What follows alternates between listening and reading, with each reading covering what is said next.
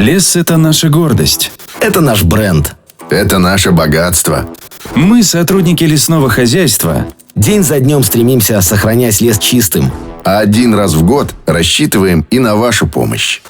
9 октября каждый белорус может принять участие в акции «Чистый лес». Вас ждут абсолютно бесплатно свежий воздух, интересные знакомства и инвентарь для уборки. А главный приз – природа в своем первозданном виде. Подробности на сайте